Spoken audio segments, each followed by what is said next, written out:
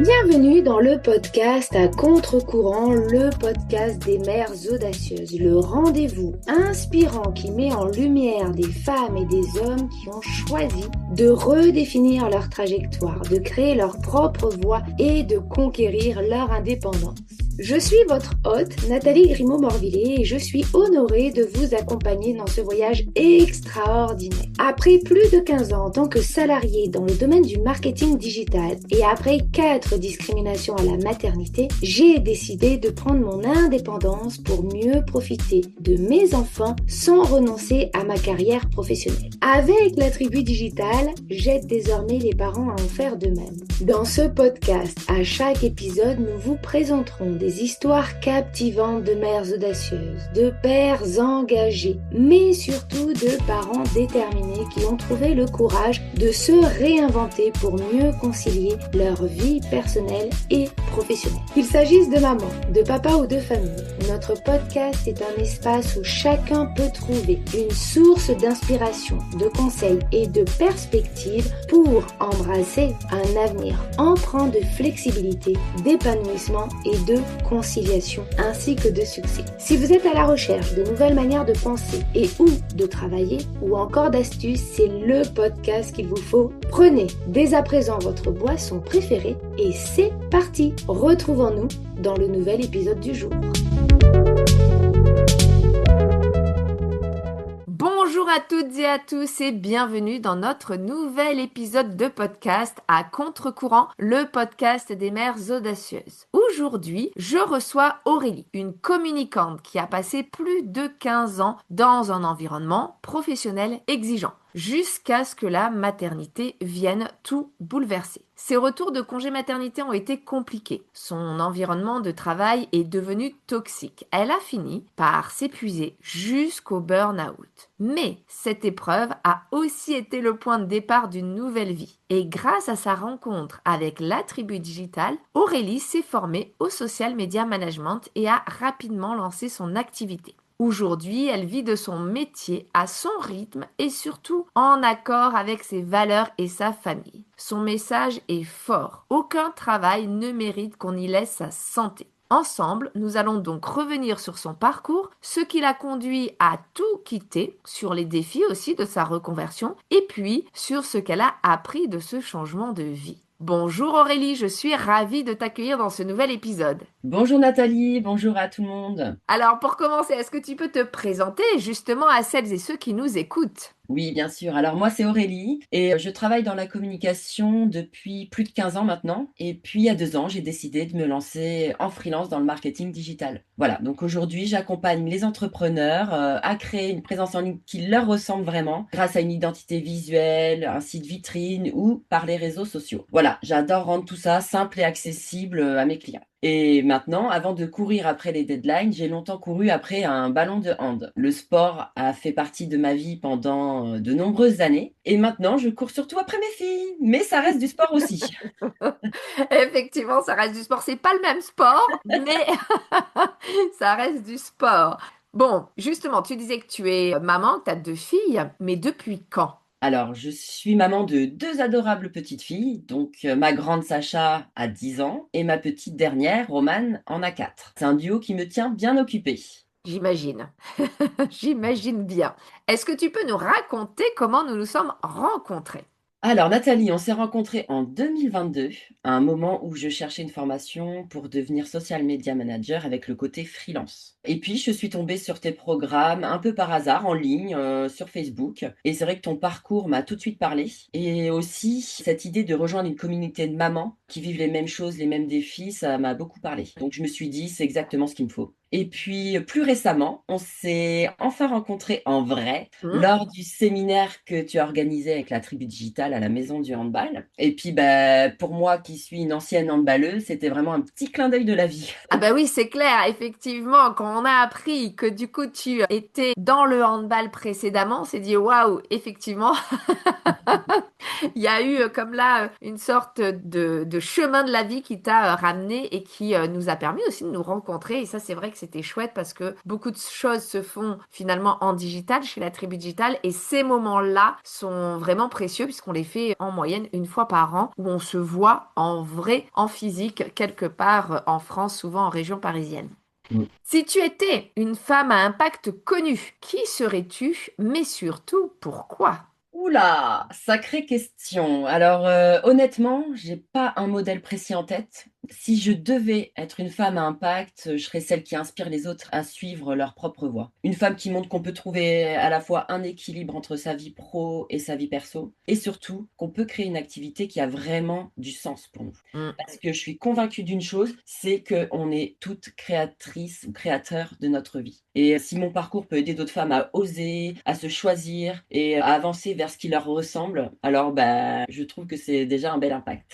Waouh, effectivement. Peut-être aussi une femme sportive. Il y en a pas mal dans le monde du sport qui montrent que c'est possible de concilier vie pro, vie perso et qui ont été au-delà justement de ce que le patriarcat mettait en place. Je pense notamment à cette coureuse d'athlétisme qui s'est fait gentiment dégager de son sponsoring de Nike lorsqu'elle est tombée enceinte Mm, et qui finalement a montré et démontré que bah, ce n'était pas parce que on avait eu un enfant qu'on n'était plus capable d'être une grande sportive. c'est clair.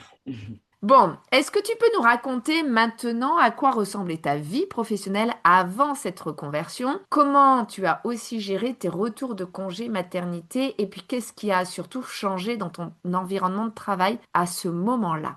Alors, avant ma reconversion, je dirais que ma vie professionnelle était plutôt classique. Voilà, des journées de bureau, quelques déplacements, une routine bien installée et surtout beaucoup trop de réunions qui n'en finissaient jamais. Oh oui, la réunionnite aiguë. Oui, et puis c'est vrai qu'avec la visio, la mise en place de la visio, là, il y a eu beaucoup de temps de réunion. Et puis, il y a eu mon premier congé maternité. Quand je suis revenue après la naissance de Sacha, j'ai senti que quelque chose avait changé. Mon environnement de travail était devenu beaucoup plus toxique. On m'a expliqué le jour même de mon retour, un peu maladroitement, que ma remplaçante restait, que je ferais uniquement de la communication et plus de gestion. Donc sur le moment, ça m'a fait un petit choc. Mm, Même si la communication, c'était ce que j'aimais vraiment et que je n'avais jamais caché, me l'annoncer comme ça, voilà. Donc le plus dur, ça a été vraiment de retrouver ma place. mm. Pendant un mois, j'avais la boule au ventre tous les matins. Et au-delà de ça, j'avais tout le temps l'impression de devoir prouver que j'étais une professionnelle, que j'étais sérieuse, investie, mais sans jamais avoir de vraie reconnaissance derrière. Donc, il y avait toujours quelque chose à redire. Jamais un c'est bien, jamais un encouragement. On attendait de moi que je sois irréprochable, mais quoi que je fasse, c'était jamais assez. Et puis, à force, voilà, ça use, ça démotive. Mm. Donc voilà. Et ça s'est évidemment ressenti à la maison. Je Ah rentrais le oui. soir en me plaignant de ma journée, des relations, des tensions, des réflexions. C'était devenu lourd pour mon conjoint, mais même pour moi. Oui, j'imagine. Et là, quand tu racontes ça, tu vois, je me replonge du coup il y a 19 ans quand moi je suis revenue de mon premier congé maternité aussi. À l'époque, donc on m'a enlevé, alors moi je suis bilingue espagnol, on m'a enlevé mon client phare qui était la Redoute Espagne pour le donner à quelqu'un qui n'était absolument pas bilingue et qui ne parlait pas espagnol, sous prétexte que je ne parlais pas espagnol non plus. Alors là, je m'étais dit, mais en fait, mon manager, ok, était nouveau, mais à un moment donné, est-ce qu'il s'est renseigné sur les personnes? Et un peu comme toi, donc je suis revenue, on m'a donné bien sûr tous les clients de l'agence qui voulaient partir, etc., qui étaient mécontents. Et puis, au lieu que les clients partent, j'ai réussi à les faire rester dans l'agence. J'ai réussi à augmenter le chiffre d'affaires sur les 6 mois de mon retour de congé maternité. Et quand je suis allée voir mon manager, effectivement, un peu comme toi, il m'a pas dit c'est bien. Il m'a dit oui, enfin bon, t'as été absente jusqu'au mois de mars, quoi. Donc c'est pas à toi que je donnerai une prime en fin d'année. Oh là là. Et là, on se dit, mais c'est une blague ou est-ce que c'est vrai ou voilà, ou il y a une caméra cachée quelque part dans le bureau. Moi, à l'époque, j'avais 26 ans, je savais pas trop comment réagir. Donc en fait, on repart un peu déçu. On se dit, mais en fait, ça sert à quoi de se défoncer, d'aller chercher du chiffre d'affaires additionnel alors que certains collègues perdaient du chiffre d'affaires. Donc moi, j'avais été en chercher sur des clients qui étaient mécontents et on me dit, oui, enfin bon, c'est pas suffisant parce que tu as été absente jusqu'au mois de mars. C'est une blague. Là, ce que tu me racontes, ça me fait vraiment penser Ouais. finalement à ce que j'ai vécu. C'est fou. Alors bon, t'es rentré chez toi, enfin tu rentrais chez toi plutôt, t'étais forcément tu te plaignais, ça allait pas, etc. Et finalement, t'as commencé à aller de moins en moins bien jusque au burn-out. Alors c'est peut-être un mot un petit peu fort, mais comment t'as passé, comment tu as traversé cette période et puis surtout, à quel moment tu t'es rendu compte que stop, t'allais pas continuer à te pourrir la vie, entre guillemets, juste pour un travail. Alors oui, le burn-out, c'est un mot fort et honnêtement, j'ai encore un peu de mal à l'assumer parce que très peu de personnes savent vraiment ce que j'ai traversé. Pour moi, ça s'est installé doucement, cette sensation de se lever le matin déjà épuisé, de plus avoir envie de rien, de plus savoir ce qu'on veut. Mm. J'avais les idées floues et puis le soir, je rentrais à la maison, comme je vous le disais, je me plaignais tous les jours des relations, de l'ambiance, de la journée. Ça jouait sur mon humeur, sur mon équilibre à la maison. Je me reconnaissais plus. Je prenais plus plaisir à m'occuper de mes filles. Enfin, j'avais plus envie de devenir cette personne-là aigrie, juste pour garder un CDI, des congés payés, cette stabilité. Et pour Mm. moi, ça n'avait plus aucun sens. Et puis, il y a eu vraiment un vrai déclic. C'est que quelques mois plus tard, on a découvert que ma sœur avait des gros soucis de santé. Donc là, j'ai vraiment pris une claque et je me suis dit, stop. Voilà, stop. On n'a qu'une vie. La santé, c'est ce qu'on a de plus précieux. Et honnêtement, s'épuiser dans un travail qui ne nous correspond plus, c'est bon, stop, ça en vaut vraiment pas la peine. Mm. Donc voilà, c'est vraiment à ce moment-là que j'ai compris que je pouvais plus continuer comme ça et que j'ai décidé de ne plus subir et de créer ma propre vie parce que je suis convaincue qu'on est tous créatrices de notre vie et de notre parcours. Et ça change tout. Exactement, mais je suis totalement d'accord avec toi. C'est vrai que souvent, on a tendance à se plaindre, à se trouver aussi des excuses. Je peux pas faire ça parce que nanana, nanana. Sauf qu'en réalité, on est toute l'actrice de nos vies. Et que s'il y a quelque chose qui nous convient pas, on a les capacités et souvent on a même les ressources pour pouvoir changer et trouver une nouvelle voie qui nous convienne. Mais souvent, ce qui va nous manquer, c'est finalement le passage à l'action de se dire j'y vais. Qu'est-ce que vraiment je vais perdre? Pas grand-chose. Qu'est-ce que j'ai à gagner? Beaucoup. Alors là, tu t'es lancé, donc tu t'es formé à une des compétences que l'on propose, hein, le social media management, et tu t'es lancé assez rapidement dans ton activité avec notamment une première cliente. Comment tu as vécu ces débuts entre excitation, peur ou même d'autres sentiments, et puis surtout comment ça s'est passé? Alors oui, les débuts, c'était vraiment un mélange d'excitation et de doute. Une fois formée, j'étais pleine d'entrain, super motivée, et puis d'un coup de panique. Est-ce que je suis vraiment prête? Est-ce que je vais réussir? Est-ce que je suis faite pour ça? J'étais à deux doigts de me dire non, c'est pas pour moi. Et puis bah, grâce au bouche à oreille, j'ai eu mon premier rendez-vous client. Bon bah là, j'ai appliqué la méthode que tu nous as appris. Je me suis lancée, un peu stressée, mais très contente également, quoi. Et je me demandais si j'allais être à la hauteur. Mais au fond, ma passion me disait, vas-y, vas-y. Et puis très vite, je me suis dit, Aurélie, tu es dans ton univers, vas-y, fonce. Super rendez-vous avec ma cliente. Le rendez-vous s'est hyper bien passé. Et puis voilà, ce que j'ai découvert aussi, c'est que quand on est à son compte, on se remet en question en permanence. Donc ça, il faut Mm. l'accepter. Alors au début, c'est pas évident, mais il faut l'accepter. Un jour, on se sent pousser des ailes, le lendemain, on se demande si on va y arriver. C'est clair. Voilà, c'est le jeu et je pense que franchement, tous les entrepreneurs se reconnaissent là-dedans, quoi. Voilà, c'est de la remise en question perpétuelle. Ouais.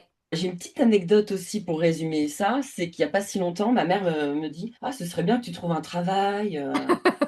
Oh, comme je la connais, celle-là, Oh dis là donc. là, et non mais là je lui ai répondu, pardon maman, j'ai un travail. En fait, être à son compte, c'est un travail. Et oui, on peut en vivre. Alors oui, c'est peut-être pas la voie la plus simple, mais voilà, dans la vie, je me rends compte que j'ai jamais choisi la facilité, hein. Jouer à hand à haut niveau en gérant mes études ou avec un job à côté, c'était pas ce qu'on appelle le chemin tranquille, et pourtant je l'ai fait. Mm. Donc, ce que je garde surtout de positif, c'est que j'ai pu me former tout au long de ma carrière. Parce que oui, il y a quand même du positif, heureusement. Et ça a été une vraie chance pour moi. Et aujourd'hui encore, j'aime relever des défis, évoluer, apprendre. Voilà, ça fait partie de moi. Et être entrepreneur, on est là-dedans, quoi. Ouais, c'est clair. Mais c'est vrai que les gens de notre entourage qui n'ont jamais côtoyé l'entrepreneuriat de près ou de loin pensent qu'on ne travaille pas, on est chez nous en chaussettes, mais entre guillemets, on fait rien de nos journées, ou on est femme au foyer, ou je ne sais quoi. Encore que femme au foyer, c'est aussi un vrai métier, hein, parce que ça Ah demande oui. aussi de l'énergie de s'occuper de ses enfants au quotidien. Mais oui, cette phrase de ce serait bien que tu trouves un vrai travail, je te rassure, ou pas, mais moi aussi, Ah là là. je l'ai entendu très, très, très fréquemment. Mm. Bon, aujourd'hui, tu vis de ton activité, donc tu gères ton temps aussi avec tes enfants, donc tu peux être présente auprès d'eux, tu peux les accompagner peut-être à leurs activités sportives, etc., etc. Qu'est-ce que ça change concrètement dans ta vie? Alors concrètement, ça change énormément de choses. La plus grande liberté, c'est la gestion de mon temps, ça c'est clair. Si j'ai quelque chose de prévu un matin, bah, je décale, j'organise, je m'adapte. Et rien que ça, je trouve que c'est un luxe incroyable. Mm.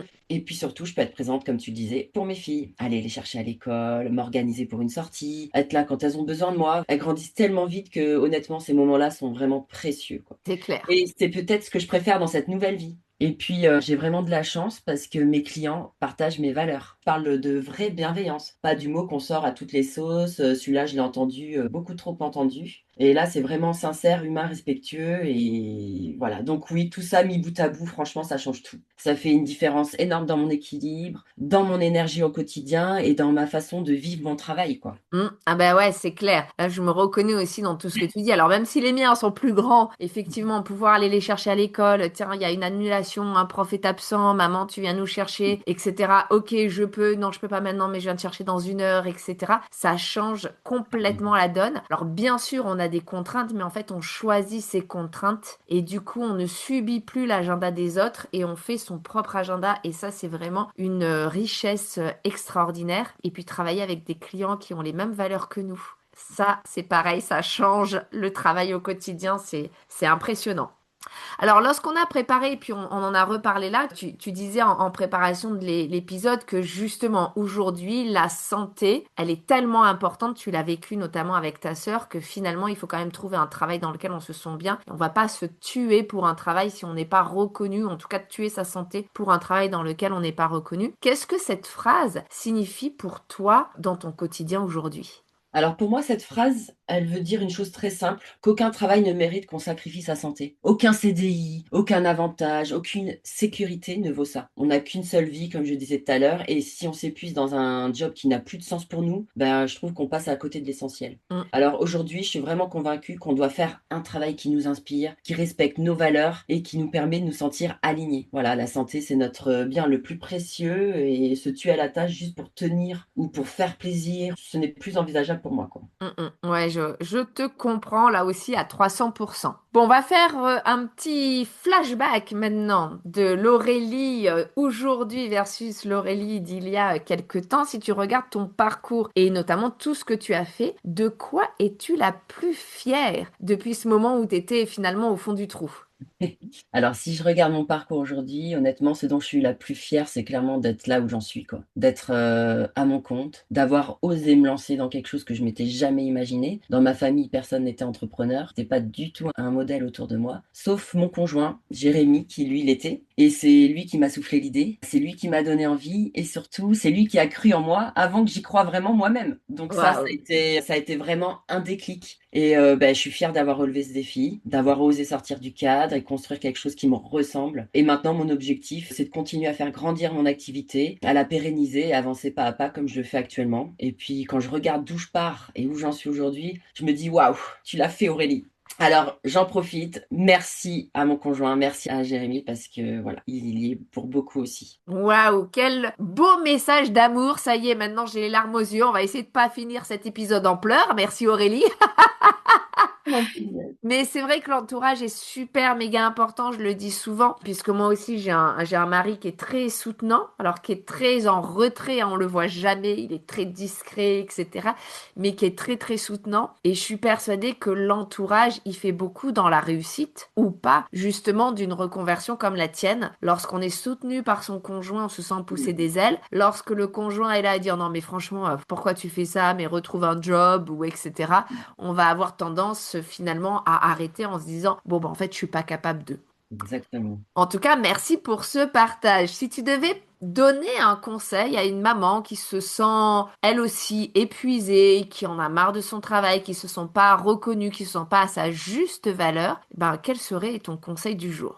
Bien, je lui dirais d'abord que si elle se sent épuisée, ce n'est sûrement pas pour rien. C'est souvent le signe qu'elle n'est peut-être plus à sa place. Et je l'inviterai vraiment à réfléchir sur ses aspirations, sur ce qu'elle veut vraiment profondément et ce qui a du sens pour elle. Je le redis, on est toutes créatrices de notre vie et même quand on a l'impression d'être coincée, elle a ce pouvoir-là, quoi, celui d'oser choisir, foncer vers quelque chose qui lui ressemble. Et même si ce n'est pas toujours simple, c'est tellement libérateur que allez-y. Ouais, c'est clair. Ben, merci beaucoup. Merci pour ton partage, ton authenticité, puis ton inspiration aujourd'hui. On voit que ton histoire rappelle à toutes les mamans et je dirais même à tous les parents qu'il n'y a pas de réussite professionnelle sans santé, sans sens et sans équilibre. Et puis, comme le dit si bien aujourd'hui Aurélie au micro, aucun travail ne mérite qu'on s'y perde soi-même. Alors, si cet épisode vous a parlé, inspiré, motivé, n'hésitez pas à le partager à une collègue, une amie, une maman qui en aurait besoin. Qui sait, vous pourriez être à l'origine d'un changement radical. Et puis, pour donner de la force à cet épisode, vous pouvez lui laisser un 5 étoiles sur votre plateforme d'écoute préférée. C'est le meilleur moyen au quotidien de soutenir notre podcast à contre-courant, le podcast des mères audacieuses. En attendant notre prochain invité, notre prochain épisode, je vous souhaite à toutes et à tous une très belle journée, après-midi ou soirée et surtout, prenez soin de vous.